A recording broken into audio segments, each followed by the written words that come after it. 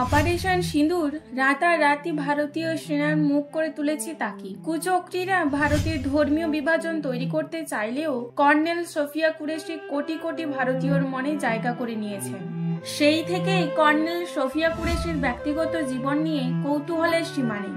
দেশ সেবা তার রক্তে রয়েছে বলে জানা গিয়েছে আগে, কিন্তু কর্নেল সোফিয়া যমজ বোনও রয়েছেন যিনি বিউটি কুইন। তার মাতামহী আবার রানী লক্ষ্মীবাইয়ের পাশে থেকে ইংরেজদের বিরুদ্ধে লড়াইও করেছিলেন। কর্নেল সোফিয়ার যমজ বোন ডক্টর সাইনা সুনসরা নিজে এক সময় সেনার ক্যাডেট ছিলেন। জাতীয় স্তরে রাইফেল শুটার সাইনা রাষ্ট্রপতির হাত থেকে স্বর্ণ পদকও গ্রহণ করেন তিনি। 2017 সালে সৌন্দর্য প্রতিযোগিতায় মিস গুজরাট খেতাব পান সাইনা। 2018 সালে মিস ইউনাইটেড নেশন নির্বাচিত হন। 2018 সালে দাদাসাহেব ফালকে পুরস্কার পান গুজরাটে 1 লক্ষ বৃক্ষরোপণের জন্য। পরিবেশ নিয়ে নিয়মিত কাজ করেন সাইনা। কর্নেল সোফিয়াকে টিভিতে দেখে সাইনার বক্তব্য, মনে হলো ঝাঁসির রানী আবার যেন জন্ম নিয়েছেন।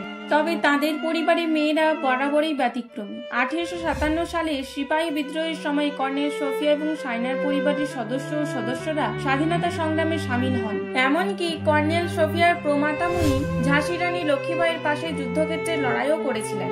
1857 সালে ঝাঁসি রানীর বাহিনীতে সামিল ছিলেন। কর্নেল সোফিয়ার বাবা এবং দাদু ভারতীয় সেনায় কর্মরত ছিলেন। তার বক্তব্য, দাদু বলতেন, বয়ম রাষ্ট্রম জাগরায়ম, অর্থাৎ দেশের জন্য সজাগ থাকা, দেশ রক্ষার্থে এগিয়ে যাওয়া নাগরিকের কর্তব্য। সোফিয়ার বাবা 1971 সালের বাংলাদেশ যুদ্ধে সামিল ছিলেন। ভালোবেসে যাকে বিয়ে করেছেন সোফিয়া, সেই তাজউদ্দিন বাগেবাড়ি ও মেকানাইজ ইনফ্যান্ট্রির আধিকারিক। ভারতীয় সেনায় মেকানাইজ ইনফ্যান্ট্রি আসলে যারা যুদ্ধক্ষেত্রে গতি এবং শক্তির জন্য পরিচিত।